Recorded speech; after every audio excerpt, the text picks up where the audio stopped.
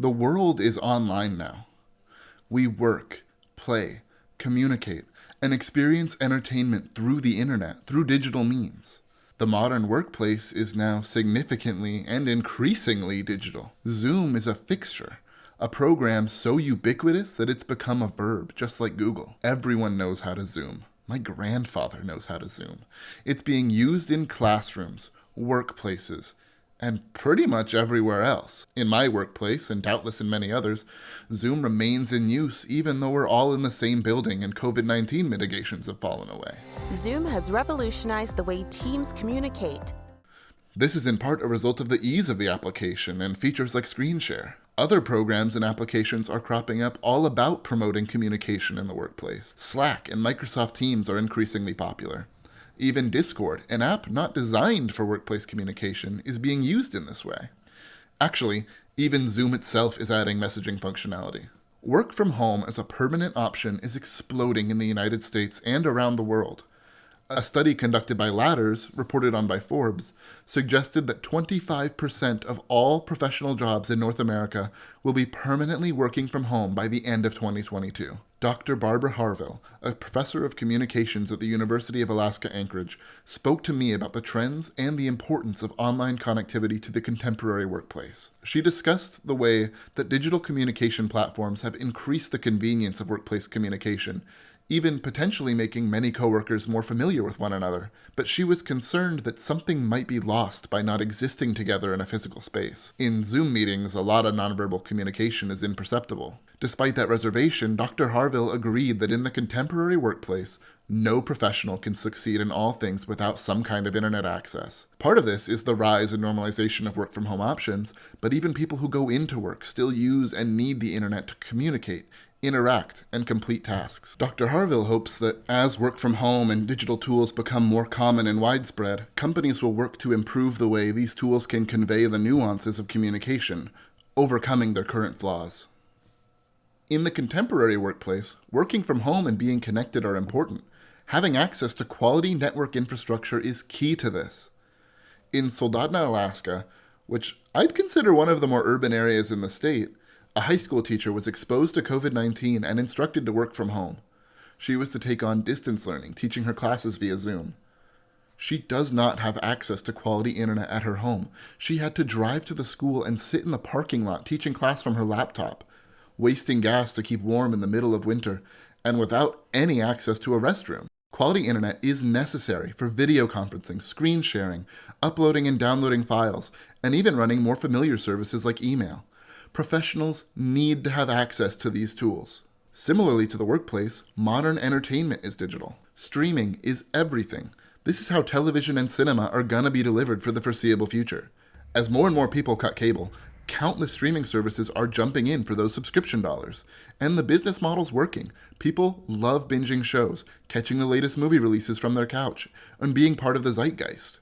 There's a ton of services: Netflix, Disney+, HBO Max, Hulu, Paramount+, Apple TV+, Prime Video, Peacock, and there's even platforms for user-created content like YouTube and Twitch. People consume content via the internet. Quality video demands high speeds, and much more importantly, some providers impose data caps, cutting off or throttling connections if too much data is used. Streaming services use a lot of data. Aside from just television and movies, video games are of course highly dependent on the internet. Video games are often viewed or portrayed as niche, but MarketWatch reported in December 2020 that the video game industry has grown larger than the film industry and the North American sports industry, even when the two are combined. This is in part due to the COVID-19 pandemic, during which the industry exploded. Everyone plays games now. Games are on the phone, games are free, games are accessible, and games are doing some of the most interesting and innovative storytelling in entertainment today.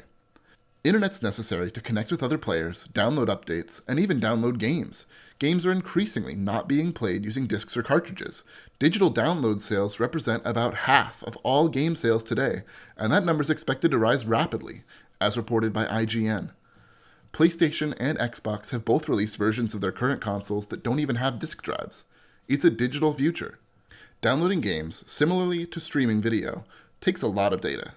Again, in Soldotna, Alaska, a married couple in a suburban neighborhood do not have access to quality internet.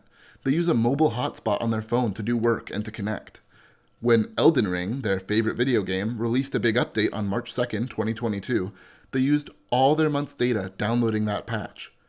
That means they went the entire month without further access because of a single game's single update. Developing network infrastructure in Alaska isn't just about speed. It's also about access, affordability, and functionality. I don't want to spend too much time talking about video games, but another topic of note here is the rise of game streaming as an option. Xbox Cloud Streaming, PlayStation Plus, Google Stadia, and Amazon Luna are all options that allow for the playing of video games via the cloud without owning expensive hardware. Using just a controller and an internet connection, players can jump into modern video games streamed via the cloud. Unfortunately, these services don't function effectively in Alaska. While in most urban areas of the lower 48, this is a great option, almost on par with playing a game natively, in Alaska, the performance just doesn't hit the mark. This is an issue of not just speed, but also latency.